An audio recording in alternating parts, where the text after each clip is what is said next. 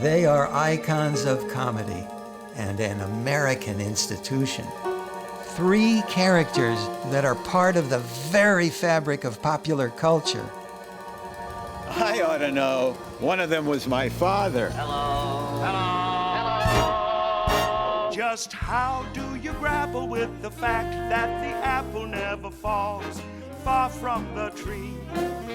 Well, it landed with a clunk, slap, plop. When it came to me, my source of frustration was my dad's occupation. He's a stooge. Oh no, egad! Hey Moe! Hey Moe! Hey Moe! Hey Moe! Hey Dad! I always hope to be an ordinary Joe, a face in the crowd, John Doe. But just my luck, I'm born son of Moe. I never nyuck for my father, and it wouldn't be Moe if I had my brothers. And oh, by the way, take a look at his brothers. Hey Moe! Hey Moe! Hey Moe! Hey Moe! Hey Dad!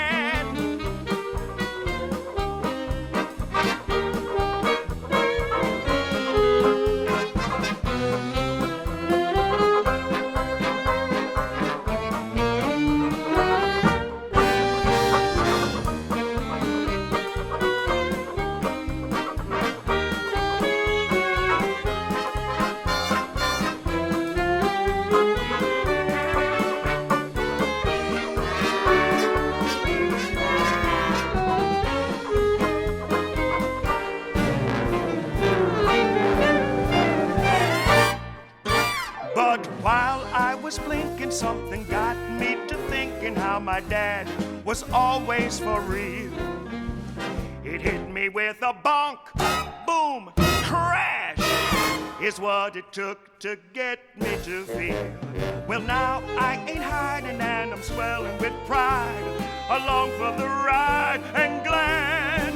So here's the Three Stooges story in all his knucklehead glory. It ain't just a passing fad. Hey Moe, hey Larry, hey Uncle Curly, Uncle Shemp, hey Joe and Curly Joe. Hey Moe, Hey Moe! hey Dad. Kerplop. 1975. Oh, what a year that was. It all started with Larry. Ever since his stroke back at the beginning of the decade, the ever-cheerful Mr. Fine, still needing a wheelchair to get around, had been struggling to overcome his handicap and had been doing a pretty good job of it. In addition to his shows with my dad at the Motion Picture Country Home, Larry had been appearing at local high schools and colleges. Out here I do shows at high school. I bring the films and then talk about them afterwards. As his health improved, Larry dreamed of a comeback. But like Curly, it wasn't meant to be. On October 4, 1974, a day shy of his 72nd birthday, Larry was hit by another stroke. He managed to make a marginal recovery, but it was only the calm before the storm. Is there anything you'd like to say to some of your Three Stooges fans here in our listening area? Well, I want to thank them. I get a lot of letters from Illinois, and I want to thank all the people for remembering me. I'll never forget them, I'm sure. The final blow came as the new year turned. Larry suffered a massive stroke that put him into a coma. He died on January 24th, 1975, the day an era ended. Larry had been unique among the Golden Age Stooges, the only one who was not a Howard. And that, I think, was important. Growing up with an overbearing mother and an underwhelming father had left a mark on my father and my uncles. Moe was insecure and insular. Shemp was nutty and neurotic. And Curly was beset by inner demons and infantile behavior. Larry had his faults too, lots of them. But his easygoing manner and goodwill had smoothed over many a rough spot. Dad had always been harder on him than on my uncles. That's for absolutely nothing. Never forgetting the same sort of screw-ups that he quickly forgave with his brothers. And such family loyalty is natural.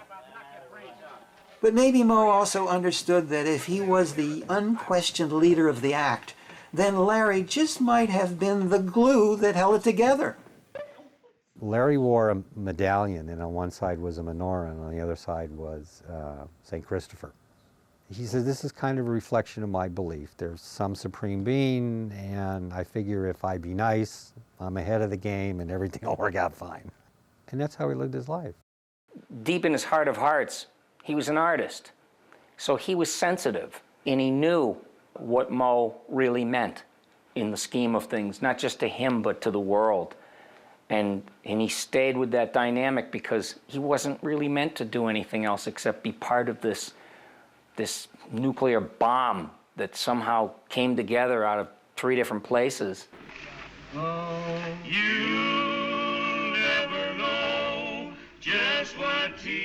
Dad took Larry's death very hard.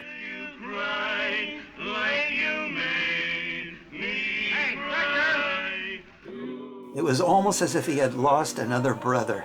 And with Larry's passing, he had to realize that the Three Stooges were finished. Till you cried like you made me cry.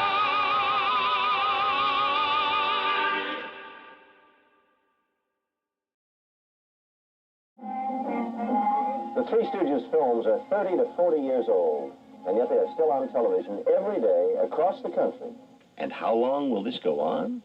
Remember one kid said, I don't mean to be smart or anything, but I'm sure the Three Stooges films will go on forever. The showman and my father could not let go. He still believed that the Stooges could live on. He even imagined himself, Joe DeRita, and longtime Stooge sidekick Emil Sitka playing Larry's brother, teaming up for small roles in big movies. It was a half-baked idea at best, and it should have never even made it to the oven. And in the end, it came to nothing, because fate had an idea of its own. In vaudeville, there's an old joke. I'm a chain smoker because I can't afford cigarettes. Well, Dad could afford cigarettes, plenty of them, and they had been his constant companion. Sure, he tried to quit, but the pressures of life had always sent him reaching for just one more smoke.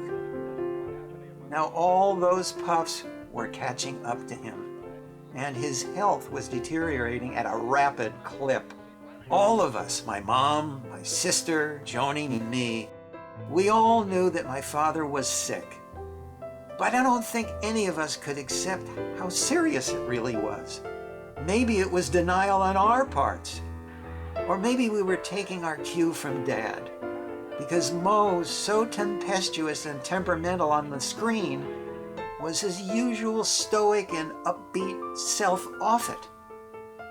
Like his Russian peasant ancestors, he smiled in the face of the coming winter. But all the denial and all the stoicism could not change the fact that my father had lung cancer, and that only one outcome was possible. And deep down, we all knew what it was. The month before he died, he sent me a birthday card. And on the card it said, "My love for you knows no bounds. And be sure to go often and have checkups." Because he realized that how important that was with this type of a disease. The final chapter of my father's life came to a close on May 4th, 1975, when death took Moe Howard, king of the Three Stooges. He had been born an ordinary man in the most common of circumstances, and yet he built a life that, by any standard, could only be called extraordinary. For duty and humanity. And at that moment, the moment we lost him, I realized that in spite of a lifetime spent together, I didn't really know this extraordinary man as well as I could have. And that left a hole that could never be filled. As much as my father's death had affected Joni and me, it had the most catastrophic impact on my mother. She had always been the personification of the old-fashioned traditional wife. Devoted, self-sacrificing, always willing to put her husband's needs first. Now he was gone, and none of us knew if she could ever recover from the shock.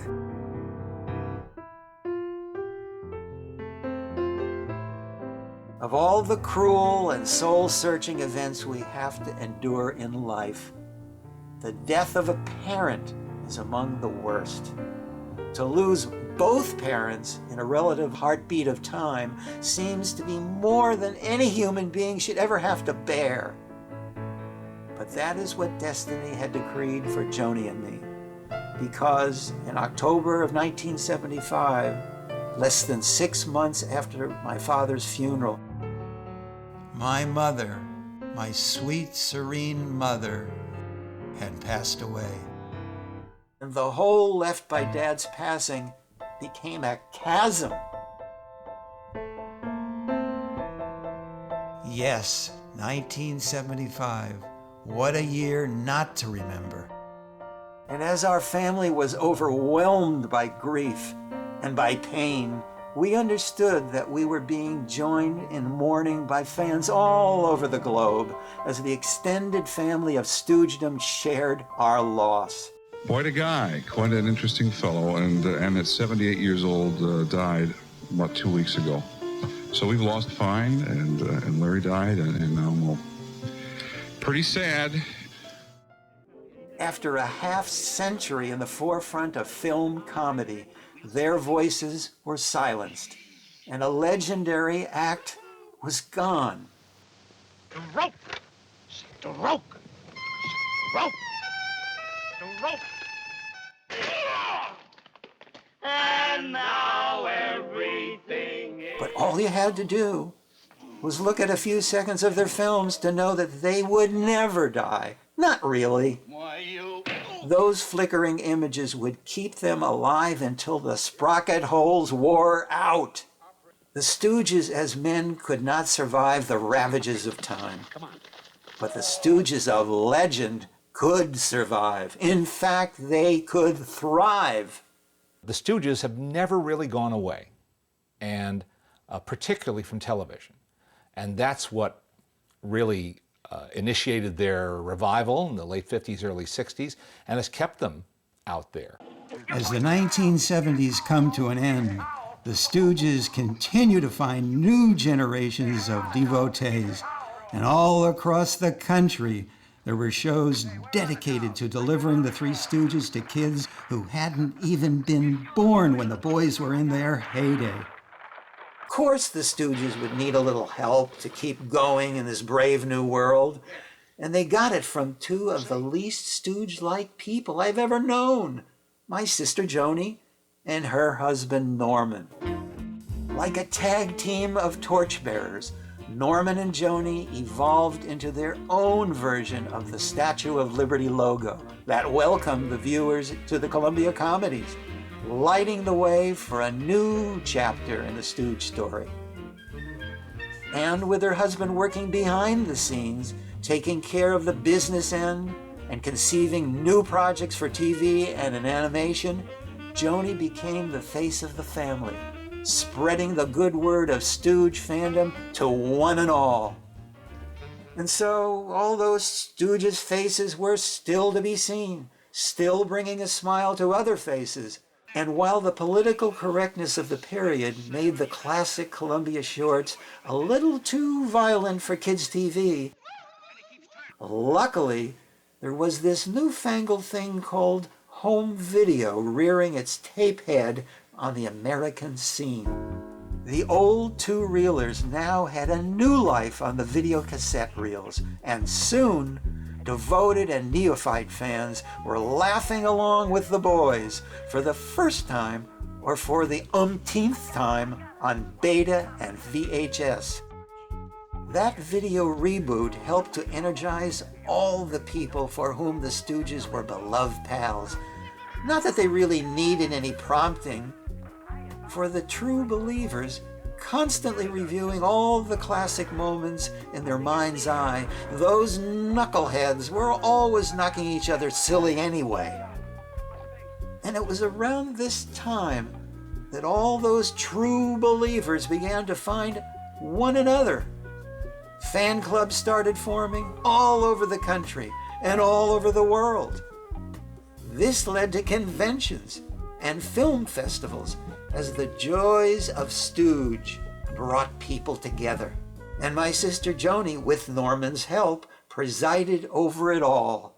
Besides his business savvy, Norman contributed a TV cartoon idea that was perfectly logical.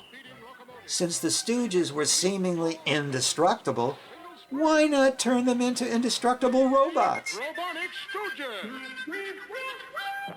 As for Joni, well, her previous book still proved popular as she continued to add new titles to the Stooge fans' required reading list. The boys even achieved the ultimate Hollywood honor. Sure, it meant that lots of people would walk all over them, but it was the kind of recognition that would truly cement the Stooges into movie history.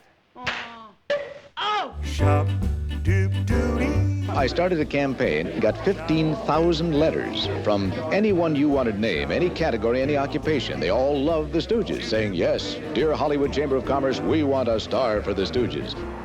I love them because they contribute so much to our business.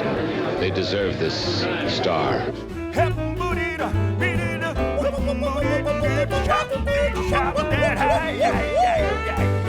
We'll never forget them. And 2 of my years with them was one of the highlights of my career in show business. Joe Besser grabbed my hand, and somebody says, now walk on it.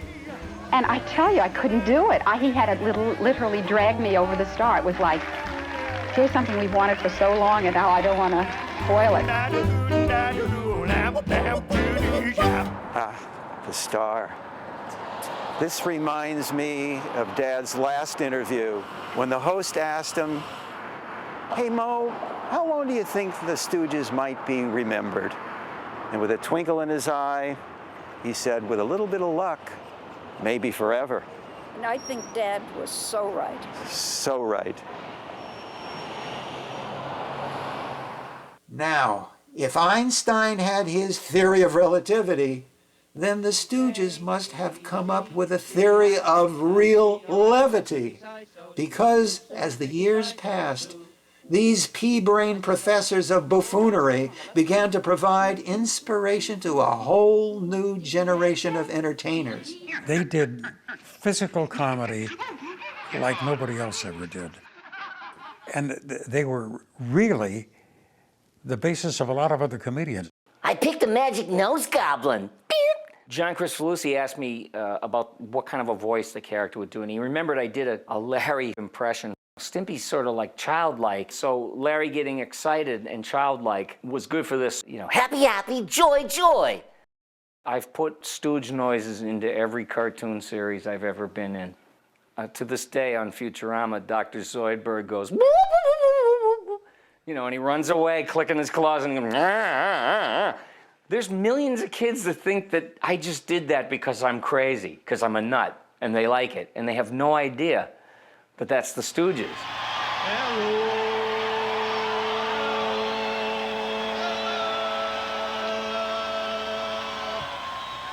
Hello.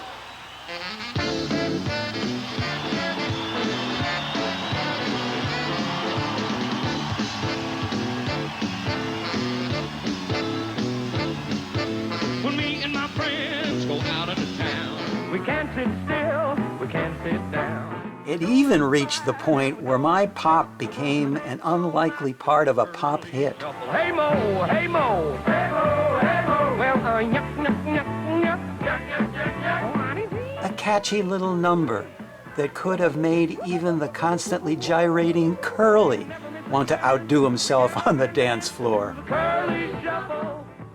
But sadly, Norman isn't around to see the glow he helped create. In fact, he didn't live to see a lot of what he so painstakingly planted come to fruition. Because Norman, the man responsible for so much of the great Stooge revival of the 60s and beyond, died of cancer in 1986. He was only 60 years old. Once again, our family was stricken with a terrible loss, and once again, death played a painful part in our story. Once Dad was gone, the only remaining Stooges were Joe Besser and Curly Joe DeRita. Joe Besser may have had the shortest run with the Stooges, but he certainly had an important one in allowing Moe and Larry to finish out their contract with Columbia in 1958. Boy, am I excited. When he went with the Stooges, we were very excited. Pinch me, see if I'm dreaming. Ow, not so hard. Always did the hands. That was just, oh, you. He was always, I did that at the house too, yeah. The world loved him. They loved all of them. That left the last of the Three Stooges, Curly Joe DeRita. Joe had a lifelong career in show business and reveled in his role as a Stooge to the end. Joe was happily married to Jean DeRita, and she doted over him through his long illness later in life. Like Larry before him, his infirmity led him to the motion picture country home, where Jean visited him every single day until his death in 1993. I know for a fact Joe was very proud of being one of the Three Stooges. He thought they were great. He said this to me, and just before he died, I filmed him at his last birthday because we were going to go to one of those gatherings in Philadelphia, and I was taking a film to the fans.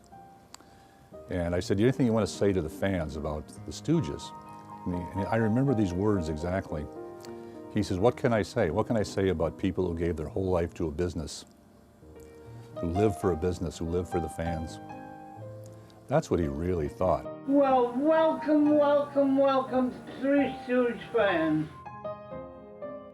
By the 90s, the merchandising of the Stooges kicked into top gear. Under the strong and innovative stewardship of a group called Comedy 3, the marketing of memorabilia took on the roar of a well-oiled machine. Moe Howard himself, and I know this for a fact, I heard him say it, wanted the property to live. As the president and CEO of C3 Entertainment, it's really my responsibility, our responsibility with Brother Bob, to be the keeper of the flame, the Three Stooges. Keeping it alive, making it relevant to a new generation of fans. And not change it in such a way that it's no longer true to what the original guys invented and created. Hey, what's this stuff for anyway? Why, it's a cleaner, you chump. I know, it's auto polish. You boys really want to know what it's for? Yeah. It's for sale. Now get busy selling it. Oh! The Three Stooges merchandise program goes back many, many years, over 50 years, and over that time period there's been probably thousands of Three Stooges products that have been produced. Cups, plates, apparel, shirts, slot machines, Three Stooges beer, and hot sauce. We do it all because people love the Three Stooges. As a matter of fact, we even have a Three Stooges credit card. I've got one right here in my pocket. Three Stooges. There you go. You know, somebody can see your number and they'll be able to go out now and use it. You'll have to get that changed. And you'll be a real Stooge. Yeah. Well. What better place to explore the Three Stooges, present and future, than this classic Brooklyn landmark, here even before any of the Howard brothers were even born. When my dad with Larry and Curly Joe in 1959 founded Comedy 3. They thought this was going to go on forever. Where the Three Stooges created something that was incredibly unique. It's a brand of humor that people love, and it just lives on. Whenever we show the original shorts to young kids, they go crazy. And they just have a heck of a time laughing and roaring at these silly, funny guys who are walking and boinking and eye poking and all that stuff. That's right. They love it. Some people may not know that the Stooge short, Hoi Polloi, the storyline was created by my mother. And, you know, she was really behind the scenes. She was the one that really supported my father 100%. And the influence that my mother had was reflected in that ABC movie of a number of years ago. Yeah, that was an interesting film. We did that in 2000, and it's hard to get the whole history of the Three Stooges into 90 minutes, but we did the best we could with the time we had at ABC. But it was a fun project and something we felt that we wanted to get out to the public. I love the combination of the detailing of their career and also what they were like as everyday guys. Well, it's like I say, I think there's something unique about the Three Stooges. It's also shown in the fact that Moe being largely responsible to have to continually fill in roles to keep the act going. But despite changing people along the way, as there was tragedy and deaths and so forth, the Three Stooges lived on, and the comedy lived on. And we saw that more recently in 2012 when we did the new movie that we did. This is an iPhone. iPhone? Hello? Hello? There's nobody there. Now, here's what we were thinking. Yes? Mind your P's and Q's. Well, don't forget to dot the I's. Certainly. We had Sean Hayes and Christy Muftopoulos and Will Sasso play the Stooges. And Peter and Bobby Fairley, true fans. Nobody can do it as the original guys can do it. We all know that. But they did a fabulous job, and now we want to do more. But it's just an example of how these characters live on and have taken on a life of their own. That's right. It's amazing, isn't it, if you think about all the people's lives that have been affected and impacted by these great men, the people who come along and say, you know, I watched this with my dad and my grandpa, and we grew up on the Three Stooges. And the story of the father and the son who just couldn't get along. But somehow, when they sat in front of the Stooges on TV, they could bond together. That's a large part of the fan base that continues on, because it's recreated, which is interesting, because somebody will come in and they'll say, you know, I took my grandson to your new movie that we did in 2012, and they'll say, I wanted him to experience what I experienced, you know, as a boy. That's right, it's called Passing the Torch. Yeah. Wow. Oh, here we are back in Brooklyn, where it all started with your dad so long ago. And now, all these years later, the Stooges are as great as they've ever been and going strong. And I'd like to propose a toast to the Stooges. And I second the motion. Here's to the Three Stooges and to Brooklyn. I'll drink to that.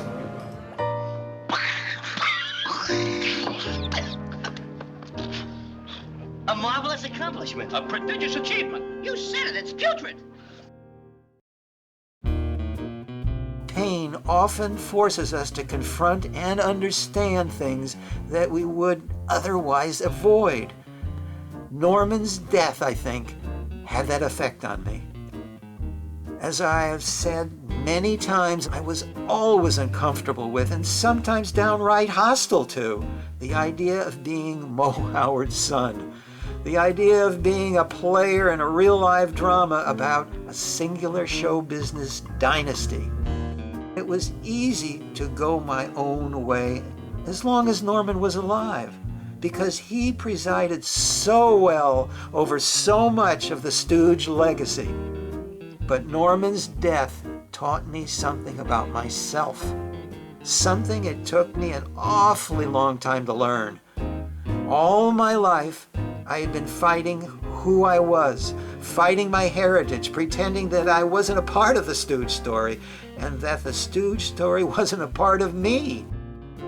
I rejected too much of what he was, but I came to see that those very imperfections were the source of his comic genius. He needed to make people laugh. He needed to be a star, and his greatness grew out of those needs. Now, maybe some people could see those deep desires as a character flaw. And maybe that's just fine, because after all, comedy isn't about what we do right. It's about what we do wrong. We laugh at failure, not success. If Dad hadn't been so insecure, so driven, so desperate for attention, he probably would have followed his mother into the real estate business. And I would have led a lot more average life. But I wouldn't have had nearly as much fun, and I wouldn't be who I am. When my dad traveled to Manhattan from California to try to break into the advertising industry, that was the real madman time. And it was not easy to get your foot in the door there. And not only did my dad do it, and not only was he successful using his artistic skills to make a living in that environment, but he's a nice guy. My dad is just a really great guy, and he just did it on talent. And so, Norman's death marked the beginning of my emotional and psychological epiphany. It started my long overdue acceptance of my place in the Stoogian universe. When my dad died, Norman really took on the mantle of a man of the family. Older than I was and already intimately involved in Stooge business, he was perfectly suited for the role. But when Norman left us, I suddenly found myself the man of the family, with the word family being a lot more important than the words man or myself. And with that, I was finally able to look at the Stooges in a new and kinder light. I finally began to appreciate how brilliant their comedy really was. I could finally understand how hard they had worked, how brave they had been, and how much they had sacrificed. And I could finally embrace how much the Stooges mattered to me and to so many people. No matter how much older they grew, no matter what the calendar might say, the devotion stayed evergreen and never went away. Yes, never going away, and yet, like the Stooges themselves, always coming back to the places that feel like home. It's always amazing when any of the heirs of the Three Stooges get together with any of the fans. They're very, very popular, and there's just something magical about it, in that I guess it's a bridge to Larry, Moe, and Curly, and the other guys who played the parts. People love these guys so much and have gotten so much out of them throughout their lifetime that they can kind of get in touch with them through the sons, daughters, grandsons, granddaughters, who are all very proud of the heritage. It was amazing. I mean, it was totally amazing. I could not imagine that there were so many fans and that people were so nice. I mean, they were just so excited to see me and, you know, talk to me and take pictures with me. And I got to, you know, see Paul and Joan and just kind of reminisce a little bit about the part of my childhood that I remember, and they were a big part of it. I think I must have been out of college. He started going to these Stooges conventions, which I thought was really weird for him because I couldn't imagine him even getting that close to it. And he would tell me about it, and I would sort of nod to myself and then not think much about it. And he started to ask me to go with him. And I kind of ignored that. And I finally went. And the first year I was there, I met him in the lobby of the hotel. And some fans came up and wanted a picture with him. And so my dad goes right over to them I think he put like one arm around one guy and then like did this thing to him. And I was floored because, I mean, not only was he coming up really close to the Stooges thing, he was like acting as an ambassador for his father. It never would have occurred to me that he could ever do that. Every year they gathered at reunions and all over the country, like true believers on a holy pilgrimage. And that seems to me to be just right, because this really is a brotherhood and a sisterhood of the people for whom the Three Stooges are not just a series of flickering black and white images, but instead a living, breathing thing. The thing that's nice about Moe's kids coming each year is they're fans too. And they enjoy meeting the fans as much as the fans enjoy meeting them. It's very rewarding to me personally to see that they have that much fun at a get-together. The original is on my wall at home. Paul Howard original. Converted into a t-shirt on a wide screen. And I mean wide.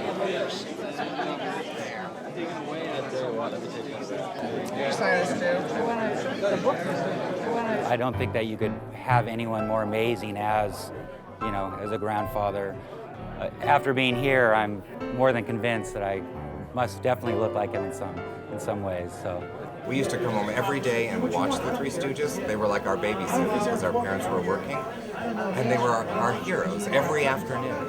And then suddenly, my grandmother took me to a Broadway show and saw my reaction to the stage and everything. She goes, "I have something to tell you. Your grandfather was an actor." And from that point on, we found out that the Three Stooges were our relatives.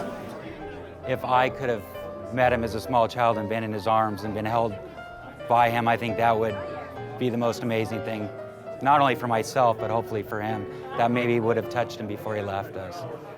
When I see the Stooges on TV, I just, part of me wants to laugh and part of me wants to cry, because I wish he had lived longer, and I wish I had known him better.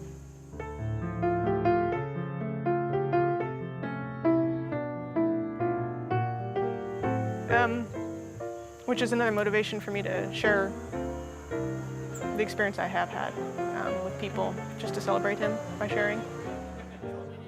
Sure, they had come to exchange information and to swap stories and to trade the treasured keepsakes of Stooge history. And they had come to reminisce about favorite moments from the annals of Stoogedom. This year we have Lorna Gray, who was in 4 Three Stooges shorts, and Sally Starr, who was one of the Outlaws, and the Outlaws is coming. The Outlaws were played by TV kiddie show hosts. Lorna was in Oily to Bed, Oily to Rise, 3 Sappy People, and You Nazi Spy.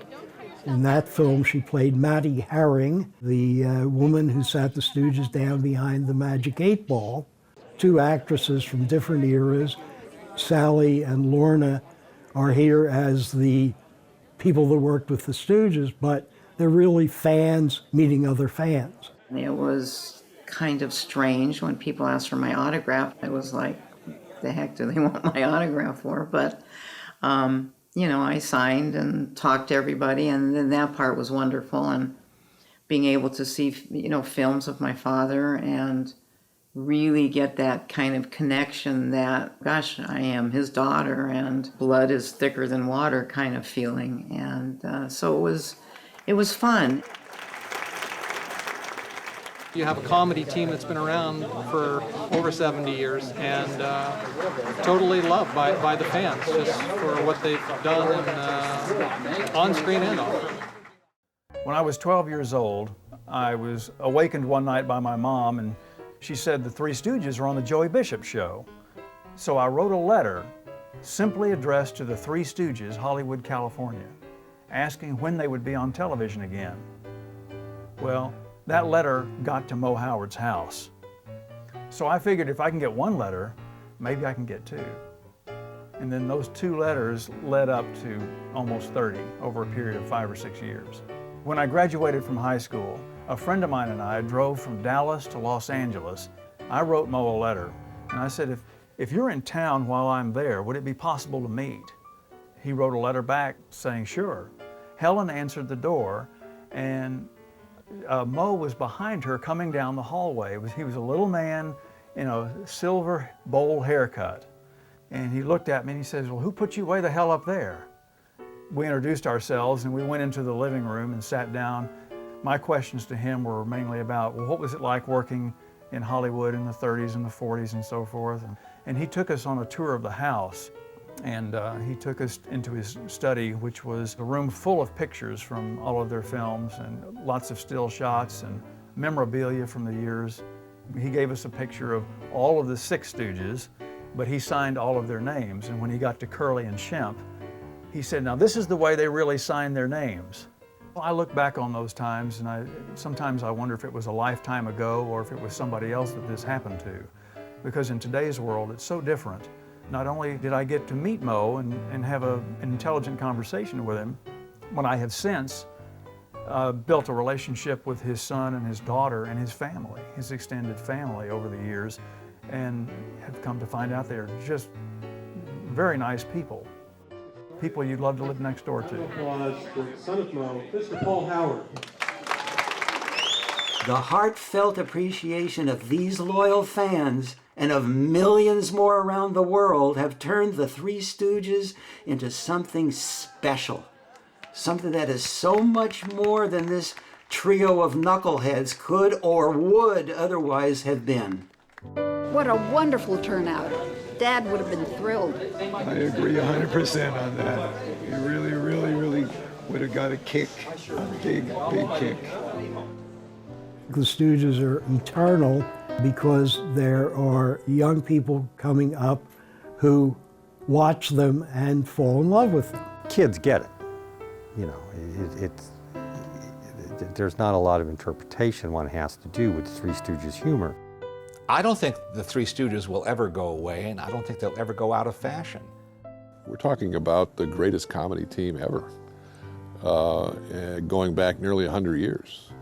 My heart always belonged to them because they were the ones that I grew up with. They were the ones that sort of got me laughing and made me, you know, figure that slapstick was a great art form. Their bumptiousness and their sort of worldview, if you will, is the same of any great comedian. It's us against them, us against the world. And that's universal and it's timeless. And I don't think it'll ever go out of fashion. A lot of my early bravery and things in movies comes from them, comes because I know that that's part of what you have to know. I think the Three Stooges are eternal. The older you get, the more you realize in your own life, like, man, I've been in this situation a lot, and I'm probably going to be in it again tomorrow. Entertainment's never going to go away. I don't know if you're going to plug it in your head or if it's going to be right and stuck to your eyes, but the Stooges will be there somewhere. They'll be preserved. Because as much as we loved it, future generations could love it as well and will love it. And that's what's exciting to me. They are absolutely icons. When you talk about the Three Stooges, you don't talk about, the blasé. These were giants, and you'll never see that kind of thing again. I began this trip through 100 years of collective memory with a question.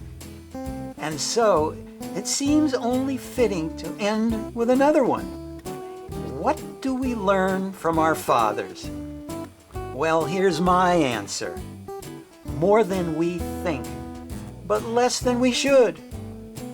And that this common generational tragedy, endlessly repeated, defines too many lives, mine included. The dynamic between fathers and sons is one of the most difficult of all human relationships, and those tensions lead to a million squabbles, both small and substantial, and breed a silent sort of war. I suspect my father spent a lot of time being disappointed in what I was. Quiet, private, and stubbornly independent. And I know I wasted way too much time being resentful over who he was. Aloof, overpowering, and supremely ambitious. And that problem caused us to butt heads far more frequently than we should have, driving a wedge between us that was as subtle as smoke and as solid as cement. But ultimately, as potent as the conflict is, how much does it really matter? Because in spite of all the issues, fathers and sons love each other and learn to live with all the problems and all the disappointments and the resentments. To do anything else would be a betrayal of our humanity and a denial of that supremely important word, family. My coming from denial of having a world-famous dad had a major impact on me. With a lot of work, and over the years, I can now separate Moe the Stooge and Moe my father, and I love them both. Good evening, friends. I know now that I always respected and admired and, yes, loved my dad as a person and as an artist. And that I honor in my heart the man who was a stooge. No, fathers and sons don't pick each other, but I sure am glad I wound up with the one I got, and I hope he felt the same way. There's a famous movie called I Never Sang for My Father, about a son who fundamentally doesn't understand his dad. Unfortunately, it took me many years of patience and soul searching to understand my dad. But for this father and son, it was well worth the effort. Hey Moe, hey Dad, here's to you. Love, Paul.